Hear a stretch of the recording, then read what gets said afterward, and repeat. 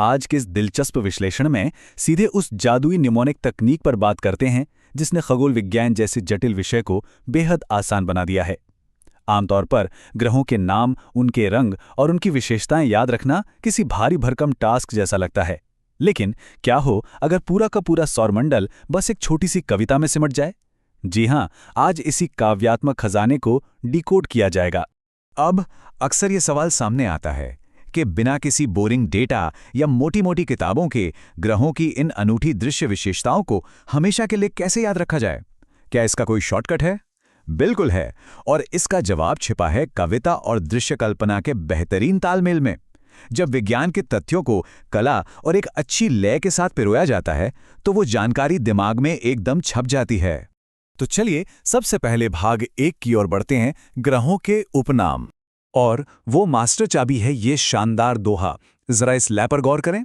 पृथ्वी नीली है, शुक्र चमकने वाला है, अरुण वरुण है, हरे हरे शनि जरा सा काला है, लाल मंगल है, गुरु पीले अरुण लेटकर डाला है। बस ये 2 पंक्तियां अपने आप में एक पूरा का पूरा नक्शा है। इन्हें एक बार गुनगुना लेने मात्र से हर एक खगोलीय पिंड अपनी सबसे खास विशेषता के साथ हमेशा के लिए याद हो जाता है। आइए अब भाग 2 पर चलते हैं, पृथ्वी, शुक्र और मंगल।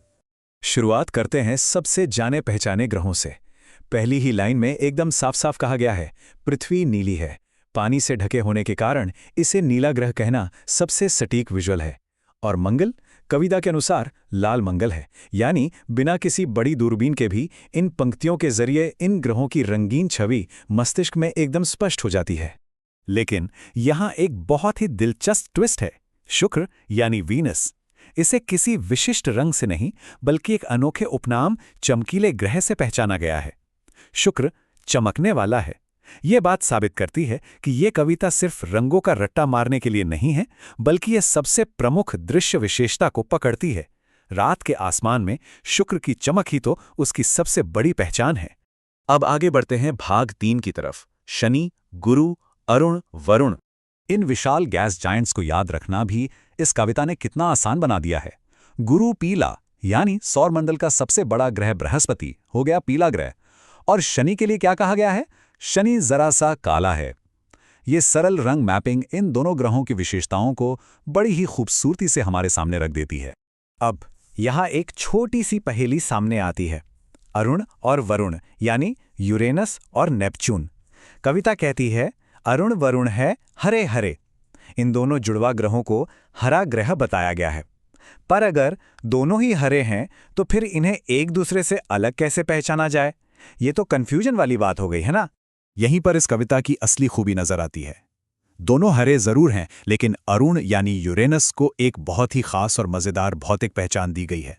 कविता कहती है अरुण लेट कर डाला है, यानी इसे लेटा हुआ ग्रह कहा गया है। और विज्ञान भी बिल्कुल यही कहता है। इसका अक्षीय झुकाव इतना ज्यादा है कि ये अंतरिक्ष में सचमुच लेटा हुआ सा प्रतीत होता है। एक सरल सी कविता में छिपा ये कितना गहरा खगोलीय तथ्य है। अंत में आते हैं भाग 4 पर, ब्रह्मांड का रंगीन सारांश। अगर इन सभी कड़ियों को एक साथ मिला दिया जाए तो पूरी तस्वीर एकदम साफ हो जाती है। पृथ्वी नीली है, शुक्र चमकीला है, मंगल लाल है, बृहस्पति पीला है, शनि काला है, वरुण हरा है और अरुण हरा होने के साथ साथ लेटा हुआ भी है। ये एकीकृत ढांचा ये सुनिश्चित करता है कि हमने जो भी याद किया है वो हमेशा के लिए हमारी स्मृति में लॉक हो जाए। तो ये पूरा विश्लेषण एक बहुत ही गहरे सवाल पर लाकर छोड़ देता है। यहाँ ये विचार करना दिलचस्प हो जाता है कि सदियों पुरानी ये सरल काव्यात्मक पंक्तियां हमारे आज के आधुनिक खगोलीय अवलोकनों के साथ कितनी सटीक बैठती हैं। क्या हमारे ब्रह्मांड में ऐसे और भी कई रहस्य हैं जो विज्ञान के भारी भरकम शब्दों में नहीं बल्कि किसी ऐसी ही सरल कविता में छुपे हो सकते हैं? ये एक ऐसा सवाल है जो अंतरिक्ष के प्रति हमारी जिज्ञासा को कभी खत्म नहीं होने देगा। इस विश्लेषण का हिस्सा बनने के लिए धन्यवाद।